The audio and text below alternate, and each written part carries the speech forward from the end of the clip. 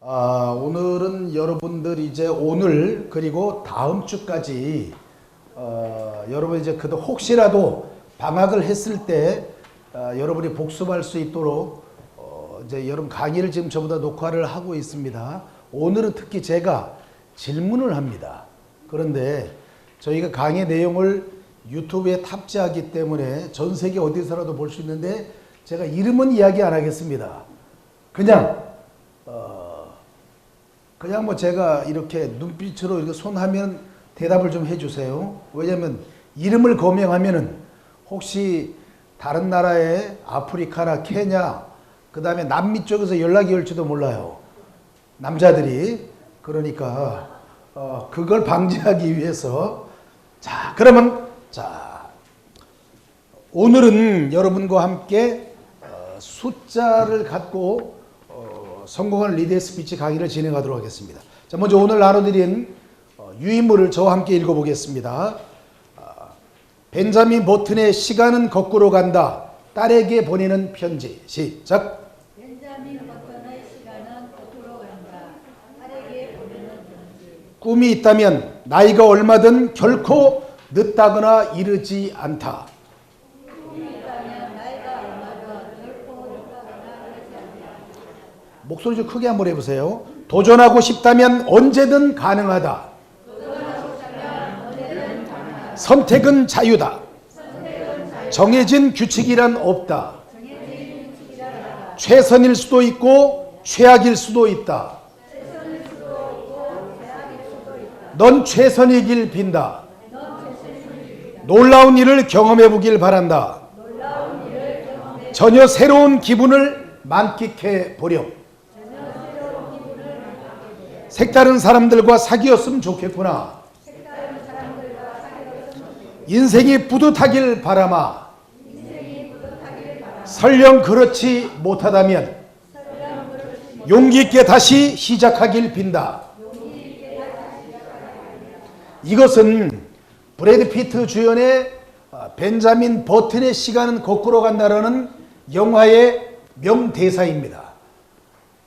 이 영화의 줄거리는 이렇습니다. 어느 날 갑자기 아주 화목한 부부에게 아이가 태어났는데 이 아이는 놀랍게도 80살 먹은 노인의 얼굴을 하고 태어났습니다.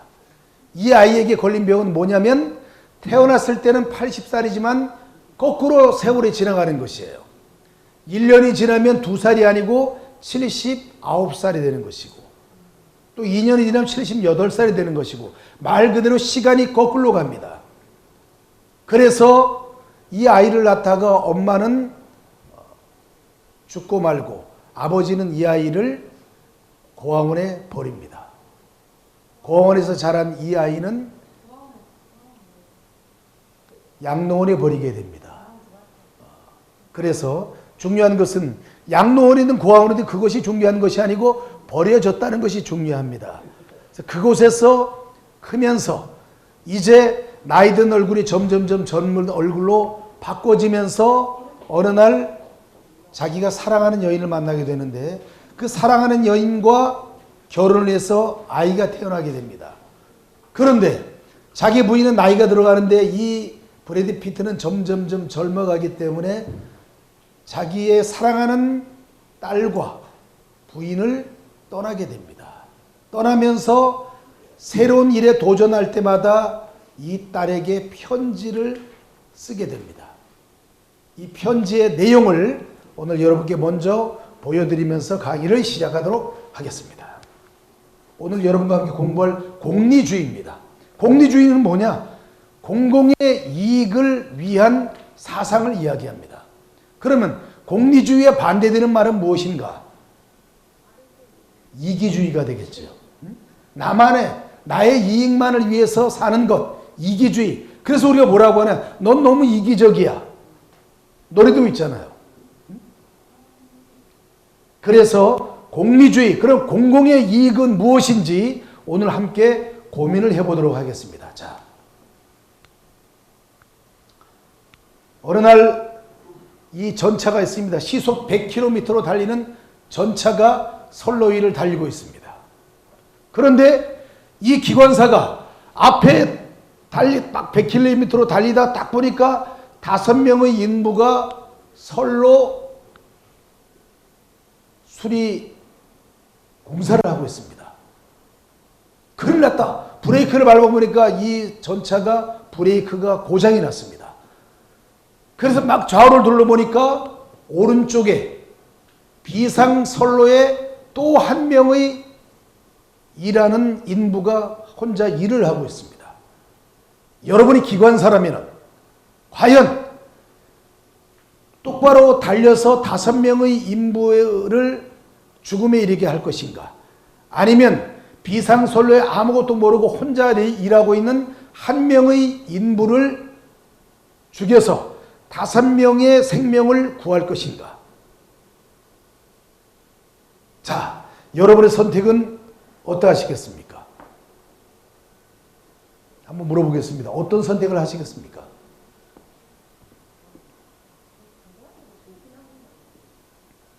이 길은 두 가지 길밖에 없습니다. 직진을 하든지 아니면 오른쪽으로 가든지. 그런데 이 5명은 이렇게 누워있지만 원래 이 5명은 여기서 일을 하고 있는 것이고, 한 명은 아무것도 모르고 여기 전철이 안 다닌다고 생각을 하고 그냥 늦게 퇴근하는 평범한 시민이었습니다. 여러분이 기관차의 기관사라면 어떤 선택을 하겠습니까? 우리 원우님 어떤 선택을 하시겠습니까? 어떤 것이 과연 공공의 이익을 위한 것이고 어떤 것이 과연 정의로운 일이겠습니까? 한번 제가 여러분에게 일일이 물어보지 않고 제가 여러분에게 한번 다수결의 의견을 묻겠습니다. 자, 애초에 내가 달리던 길인 직진해서 가야만 한다. 한번 손 들어보세요. 직진. 자, 4분이 손 들었습니다. 아니다. 5명을 구하기 위해서 1명을 희생하는 오른쪽으로 이 전철을 돌릴 것이다. 한번 손 한번 들어보세요. 네. 다수결은 오른쪽으로 택해서 1명이 희생을 해서 5명의 생명을 살려야 한다라는 글에 여러분이 다수결의 의견이 정립이 되었습니다. 그것이 바로 공공의 이익을 위한 것이고 그것이 바로 정의를 실현하는 길이라는 결론을 내렸습니다. 자, 그럼 두 번째 의견을 물어보겠습니다. 내가 또 기관사입니다. 이 기차를 쭉 몰고 가다 보니까 앞에 또 5명이 또 있는 거예요. 그런데 역시 또 이 기관차의 브레이크가 고장 났습니다. 그런데 나는 제3자, 이제 여기에서 주인공은 여기 있습니다. 내가 어느 날 요 육회로 걸어서 딱 보니까 저 멀리서 기관차가 쏜살같이 달려오는데 브레이크를 밟을 생각을 하지 않고 있다. 아, 저 기관차의 브레이크가 고장 났구나. 어떡하지? 보니까 저 선로 앞에 5명이 일을 하고 있습니다. 이분들은 열차가 달려오는 일도 모르고 일을 하고 있습니다. 그런데 내 옆을 보니까 아주 덩치가 큰 한 남자가 서 있습니다. 순간적으로 이런 생각을 합니다. 이 남자를 이 육교에서 떨어뜨려서 요 열차를, 이 전차를 멈추게 한다면 5명의 생명을 구할 수 있지는 않을 것인가. 내가 여기 육교에 서 있는 한 사람이라면 과연 여러분은 공공의 이익을 위해서, 정의를 실현하기 위해서, 이 5명을 살리기 위해서 내 옆에 있는 아무 죄 없는 이 남자를 육교 밑으로 밀어서 떨어뜨리는 것이 과연 정의를 위한 것인지, 이것이 바로 공공의 이익을 위한 것인지 여러분의 의견을 물어보겠습니다. 자, 5명을 살리기 위해서 이 남자를 떨어뜨려서 이 1명의 남자를 희생시켜서 5명을 구해야 한다. 손 한번 들어보세요. 아니면 아무 죄도 없는 이 남자를 희생시킬 필요는 없고 어차피 이 5명의 운명은 이 기관차의 속도 아니면 기관사가 기지를 발휘해서 선로를 이탈시키든지 이것은 운명에 맡기자 하는 것이 옳은 선택인지, 자, 1번 이 남자를 떨어뜨리자, 2번 아니다, 이 남자를 떨어뜨려서는 안 된다, 그저 운명에 맡기자. 자, 아까 여러분은 이 남자를 떨어뜨리지 않은 부분에 대해서 손을 들지 않았습니다. 2번, 운명에 맡겨서 어떤 경우라도 이 죄 없는 남자를 희생시켜서는 안 된다 라는 의견에 동조하시면 손을 들어주시기 바랍니다. 자, 여기서 우리는 이런 결론에 도달하고 있습니다. 첫 번째 예시에서는 한 사람을 희생시켜서 5명을 구해야 된다고 했는데, 두 번째 예시에서는 아니다. 아무리 그렇더라도 내 옆에 있는 아무 죄 없는 남자를 떨어뜨려서 5명의 사람을 구할 수는 없을 것이다. 상반된 의견이잖아요. 그럼 여기에서 과연 공공의 이익은 무엇이고 정의는 무엇인가? 이 부분에 관해서 여러분이 고민을 좀 해보셔야만 합니다. 정의의 기준은 무엇인가? 자, 다음 주제로 넘어갑니다. 이 세상에 없는 3가지. 자, 저를 따라합니다. 이 세상에 없는 3가지. 시작. 이 세상에 없는 3가지. 첫째, 공짜가 없다. 여러분, 이 세상에 공짜가 없습니다. 잘 생각해 보세요. 누군가가 나에게 공짜로 무엇을 주면 반드시 그 공짜에 대한 대가가 있어야만 합니다. 어느 날 갑자기 야, 대박주가 있다. 요즘 뭐 그런 말 많이 하잖아. 자고 일어나니까 코인이 막 10배로 뛰었다라든지, 아니면 주식을 묻어놨는데 어느 날 갑자기 주식이 10배를 뛰었다. 이 세상에 갑자기 내가 투자했는데 10배로 뛰는 것은 현실 사회에서는 존재하기 어렵습니다. 요즘 한참 시끄러운 뭐뭐뭐 사건이 있죠. 거기에 뭐 5천만 원을 투자했는데 5천만 원도 아니지. 뭐 1,000만 원을 투자했는데 뭐 100억을 가져갔다. 결국은 그 일확천금이 지금은 전부 다 법적인 처벌을 받게 되어 있는 상황이 된 것입니다. 누군가 나에게 무엇인가를 베풀었으면 반드시 베푼 것에 대한 대가가 있습니다. 이 세상에 공짜라는 것은 없습니다. 반드시 대가가 있습니다.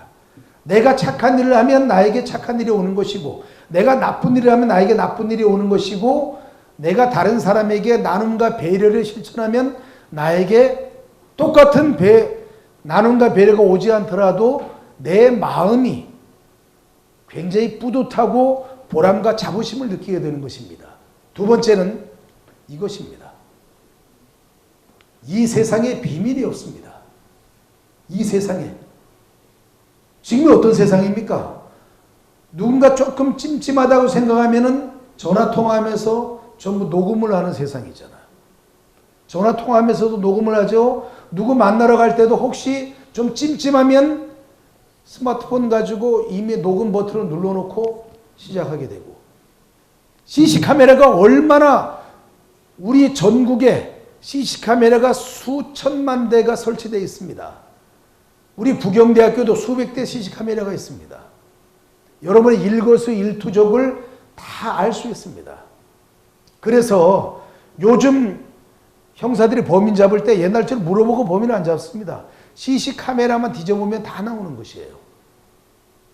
비밀이 없습니다. 미국에서 오늘 30분 전에 일어났던 일이 페이스북이나 트위터를 통해서 전 세계에 금방 알 수 있는 세상이 되었습니다. 이런 말 있죠. 너만 알고 있어라. 네가 가장 친한 친구이기 때문에 너에게만 이야기한다. 하루도 안 돼서 모든 사람이 다 알게 되죠. 당사자만 모르는 것이죠. 당사자만. 이 세상에 비밀은 없는 것입니다. 또 한 가지. 이 세상에 정답은 없습니다. 자, 따라합니다. 이 세상에 없는 3가지. 시작. 이 세상에 없는 3가지. 세상에 공짜는 없습니다. 시작. 세상에 공짜는 없습니다. 세상에 비밀은 없습니다. 세상에 비밀은 없습니다. 세상에 정답은 없습니다. 세상에 정답은 없습니다. 이 세상에 정답이 없습니다.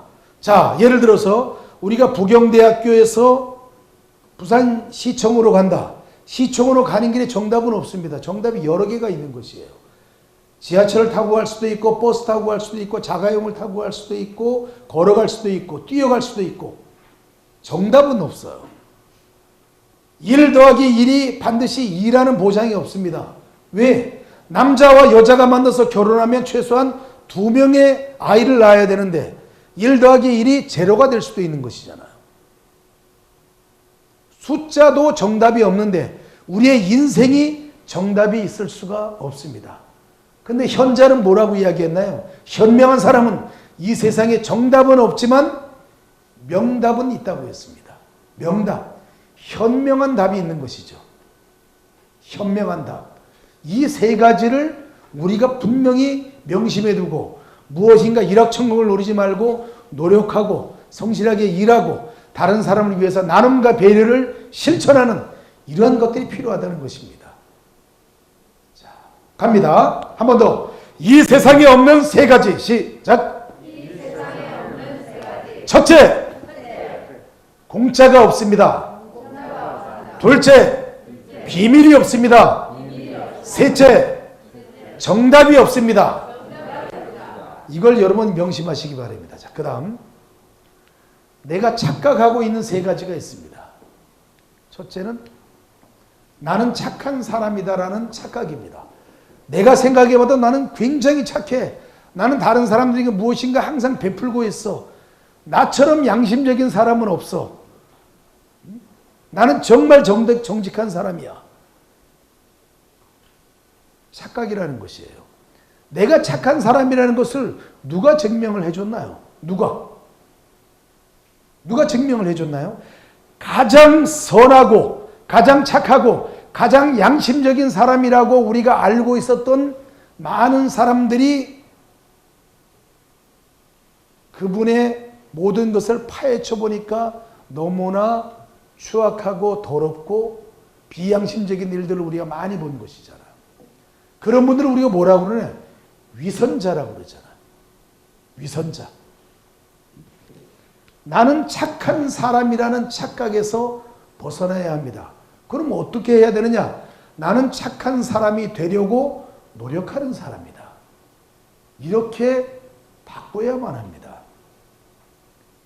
나는 착한 사람이 되려고 노력하는 사람이다.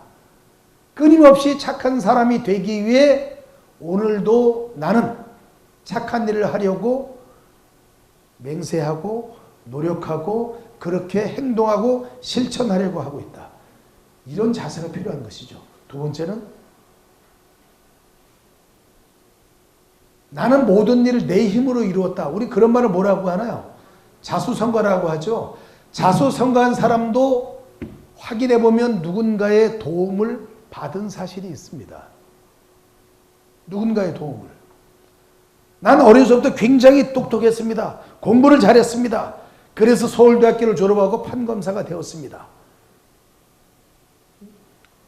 내 힘으로 이루었다고 생각하는 착각을 버려야 된다는 것이에요.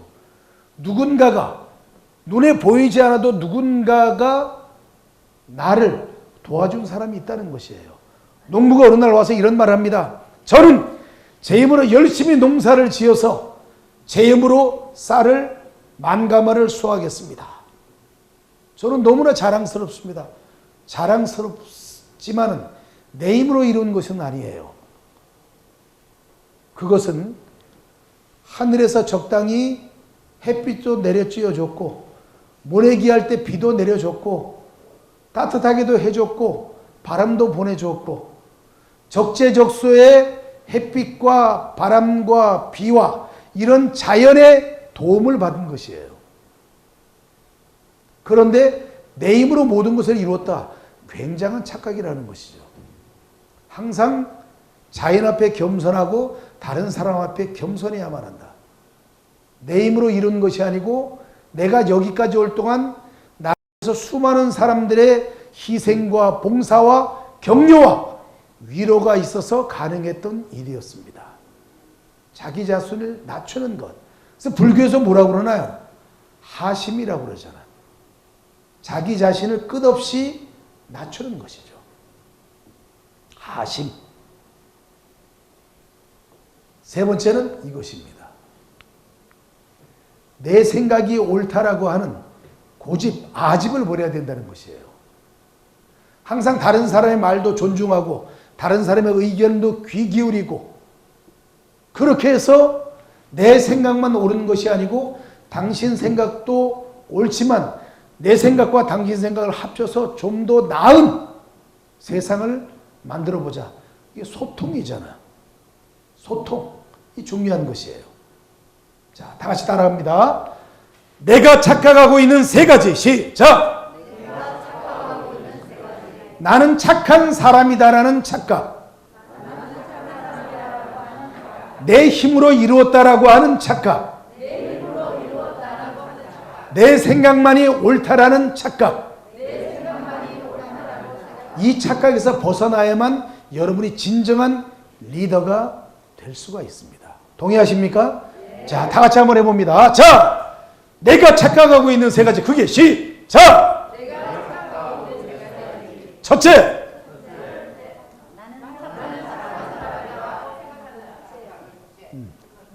자, 둘째,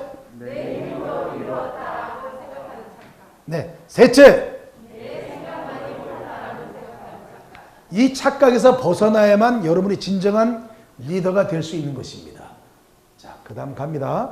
자, 그래서 내 생각만이 옳다라는 착각에서 벗어나기 위해서는 이 공식이 필요하다는 것이에요. 이건 제가 여러분에게 수만 번 이야기했습니다. 자, 대화의 1, 2, 3 법칙 시작. 한 번 말하고 두 번 듣고 세 번 고개를 끄덕인다. 이것은 모든 것이 정답이 아니라는 사고에서 시작이 되는 것입니다. 그래서 명답을 만들기 위해서 나는 한 번 이야기하고 다른 사람의 말을 두 번 들어주면서 끊임없이 그분에게 존경과 감사의 마음을 고개를 끄덕끄덕 해주면서 그분의 말씀을 경청하는 것이죠. 그것이 바로 내가 내 생각만이 옳다라는 생각에서 벗어나는 것이에요. 거기서 나온 공식이 바로 이겁니다. 그래서 우리 조물주가 얼마나 사람을 잘 만들어 놨어요. 입은 하나, 귀가 몇 개예요? 두 개잖아. 한 번 말하고 두 번 들으라는 것이에요. 이 조물주가 인간을 그렇게 만들어 놓은 것이에요. 자, 크게 합니다. 대화의 1, 2, 3 법칙 시작. 한 번 말하고 두 번 듣고 세 번 고개를 끄덕인다. 자, 다 같이 크게 대화의 1, 2, 3 법칙 크게 시작.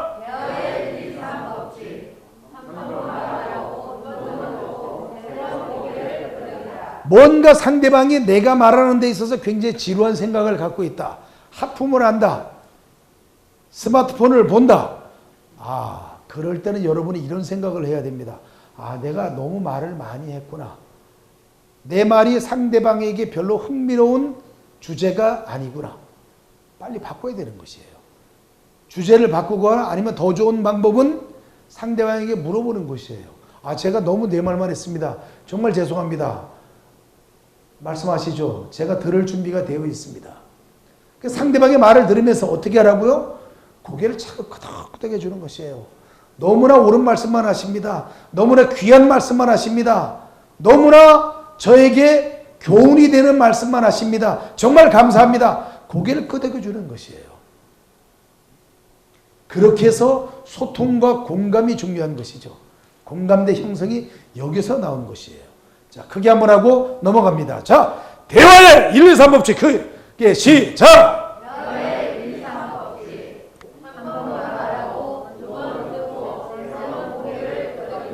목소리 좀 크게 해주세요. 자, 한 번 더. 대화의 1, 2, 3 법칙 시작.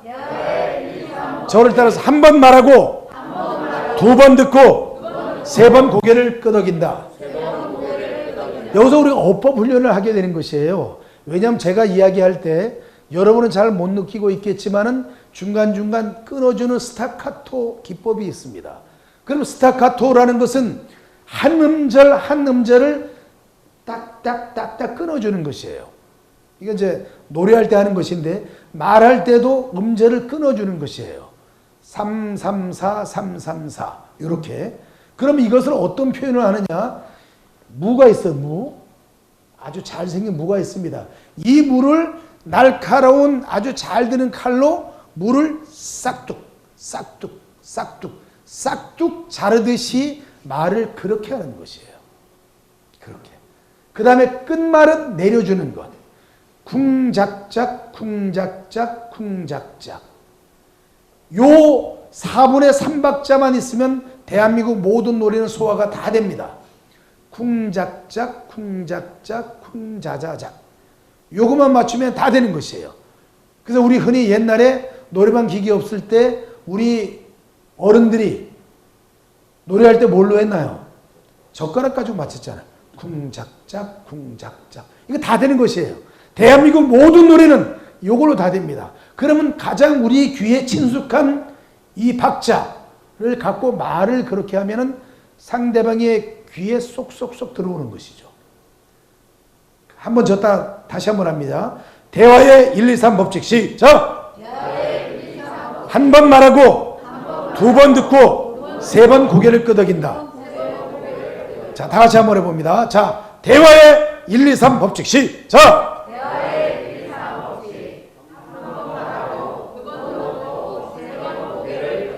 아주 좋습니다. 자, 그 다음 법칙으로 갑니다.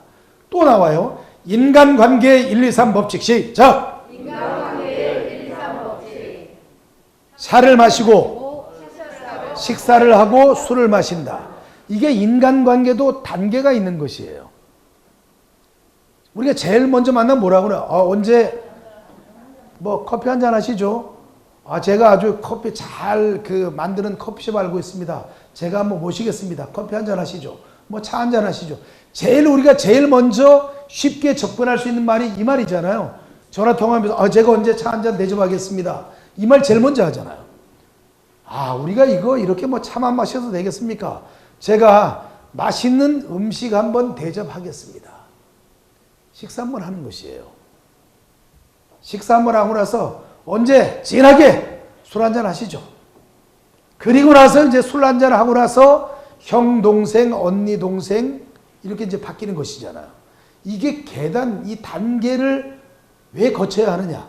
안 거쳐도 관계없어요. 대뜸 술 먼저 마셔도 관계없습니다. 왜 이 단계를 거쳐야 하느냐? 이 단계를 거치면서 사람을 알아보는 과정입니다. 알아보는 과정. 뭐 제가 이런 말 하면 조금 저는 그렇게 전혀 사람을 의심하거나 거리두기 하지 않는데 어쨌든 누군가 이야기하잖아요. 너무 갑자기 친숙하게 갑자기 막 달려드니까 약간 거부감이 생기게 된다. 약간 무섭기도 하다. 요 세 가지 과정을 절차대로 거치면 사람에 대해서 거의 알게 됩니다. 거의. 그런데 이런 경우 있어요. 매일 전화할 때마다 언제 제가 식사 한번 대접하겠습니다. 이런 말을 인사치레로 그냥 하는 분들도 많이 계십니다. 그런데 저는 어떠한가? 누군가 그런 말을 하면 저는 이야기합니다. 언제 만날까요? 언제 만날까요? 저는 사실은 좋아하는 게 이겁니다. 저는 명확하게 이야기하고 그 자리에서 약속을 잡습니다. 꺼내세요. 그 자리에서 약속을 잡지 않고 안 잡으면은 왜 잡느냐? 그분을 보호하기 위해서 제가 약속을 잡는 것이에요. 왜냐하면 저에게도 두 번, 세 번 그런 말 할 때 다른 사람들에게도 그렇게 하는 것이에요. 그럼 그분이 신뢰가 깨어집니다. 신의가 없어지는 것이에요. 그분은 말만 하더라. 매일같이 만나기만 하면은 식사 한번 모시겠습니다. 술 한잔 모시겠습니다. 말만 한다. 신뢰가 없어지고 그 다음에 약속을 잡으려고 해도 약속을 안 잡아줍니다. 그분을 보호하기 위해서 제가 바로 그 자리에서 약속 시간을 잡는 것이에요.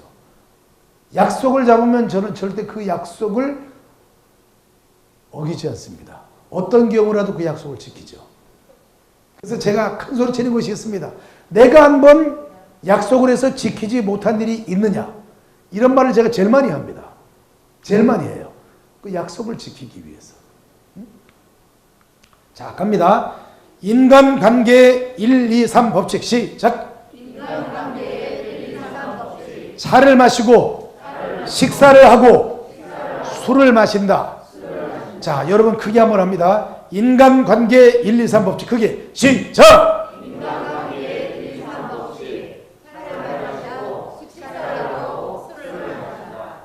자, 그 다음 갑니다. 요건 이제 나중에 한번 하도록 하고요. 이것도 별도라고.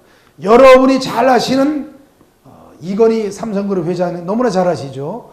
이분이 새로운 대한민국을 만들어 놓고 하늘나라로 가신 분이잖아요. 제가 전번 시간에 여러분에게 7.4제를 이야기했습니다. 7.4제. 저번 시간에 강의를 들었던 분 중에 한 분을 제가 여쭤보도록 하겠습니다. 말씀 한번 해주세요. 7시 출근, 4시 퇴근. 그렇죠. 그 당시 획기적인 일이잖아요. 대한민국 국민 모두가 9시 출근, 6시 퇴근인데 이건희 삼성그룹 회장께서 삼성은 내일부터 7시 출근하고 4시에 퇴근해라. 그렇게 해서 새로운 삼성의 기업 문화를 바꾸고 더 나아가서 대한민국의 가치관을 바꿔보겠다. 그리고 4시에 퇴근해서 나머지 남는 시간을 자기 만족, 자기 개발을 위한 시간으로 만들어라. 가족을 위해서 시간을 투자하라. 그래서 나온 말이 뭐라고 그랬습니까? 저녁에 있는 삶. 저녁이 아름다운 삶. 저녁을 아름답게 만들고 저녁을 보람있게 만들어라. 그래서 그때 나온 말이 아침형 인간과 저녁형 인간이 그때 나온 말이에요. 나는 일찍 일어나서 일찍 일을 하고 저녁에 일찍 자고 일찍 일어난다. 아침형 인간. 아니다. 나는 새벽 1시까지 일을 하고 아침에 늦음하게 일어나는 나는 저녁형 인간이다. 여기서 나온 말이에요. 또 이야기했죠. 변화와 개혁을 이루기 위해서는 마누라와 자식만 빼고는 다 바꿔라. 여기서 나온 이야기예요. 여기서. 변화라는 것은, 개혁이라는 것은 그저 둥글둥글하게 가서는 변화와 개혁이 이루어질 수 없습니다. 새로운 틀을 깨는 것이잖아요. 새로운 틀을 깨는 것이에요. 여러분 하루살이에게 내일 만나자. 무슨 뜻인지 이해를 못합니다. 어떻게 이해를 해요? 응? 매미에게 매미야. 이번 여름 정말 잘 놀았어. 겨울에 눈 올 때 크리스마스 때 다시 만나자. 매미는 무슨 뜻인지 모릅니다. 매미는 여름만 살다 가잖아요. 우물 안의 개구리에게 개구리야. 저 넓은 초원에서 노래하고 춤추며 말 타고 놀아보자. 개구리는 그 말이 무슨 뜻인지 모릅니다. 우물에서 바라보는 그 하늘만이 전부인 줄 알고 그 우물 속이 전부인 줄만 알고 있습니다. 이 틀을 깨지 않으면 그것이 바로 우리가 이야기하는 변화와 개혁이에요. 이것이 이루어지지 않으면 아무것도 이룰 수가 없습니다. 변화와 개혁은 어떻게 해야 되느냐? 확실하게 고정된 틀을 깨야만 한다. 그래서 이제 여기는 없지만 나중에 제가 설명을 이제 드리겠습니다만, 그래서 정말 KT제가 있을 때 어떤 것을 만들어냈느냐? 여러분 헬로우 아시죠? 헬로우. 헬로우.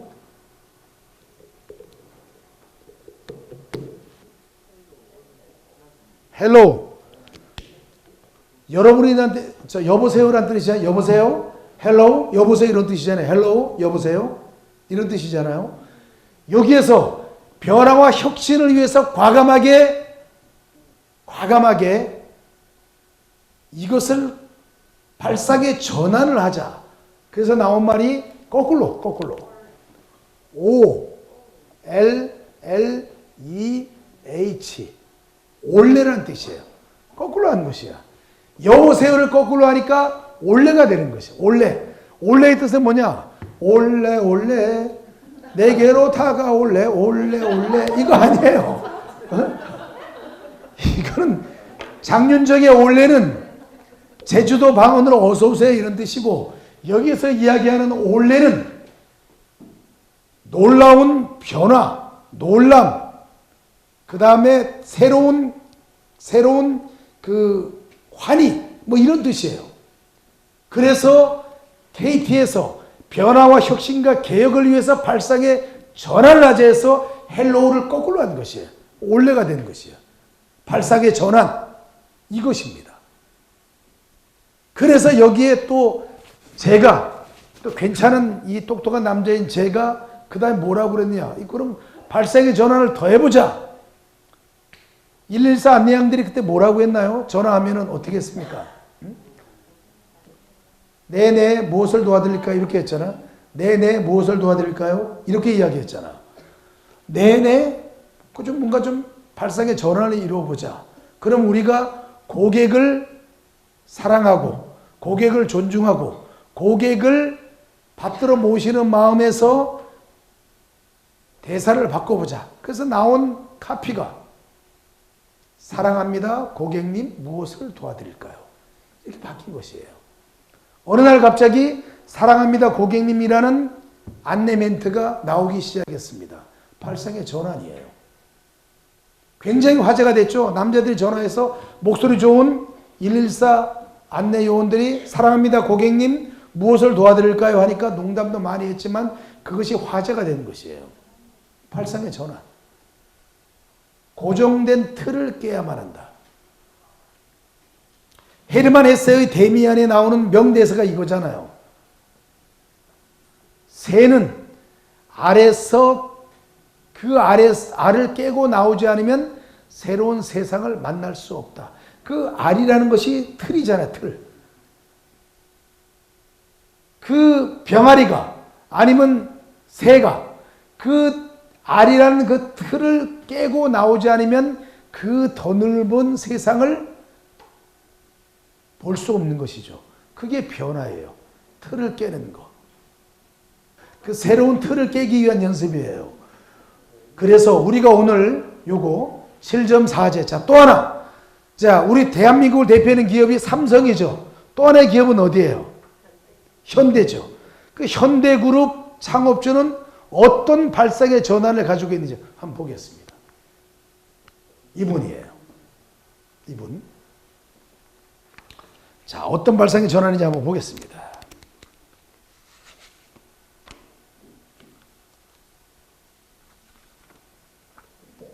제가 자료를 한번 좀 봐야 됩니다. 정확한 수치를 위해서.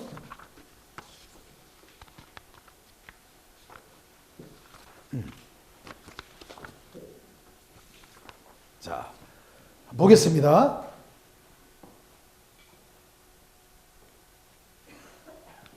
보이나요? 자, 여러분 잘 아시는 서산 간척지, 현대에서 충남 서산을 완전히 지도상에 완전히 막아서 평야를 만드는 바람에 우리나라가 쌀 부족 국가에서 쌀이 남아도는 국가가 됐는데, 그때 이걸 막는데 마지막 공사 구간의 초속 80m였습니다. 이 물이 초속 80m로 물이 굉장히 빠르게 째깍 하면은 80m 날아가 버리는 거예요.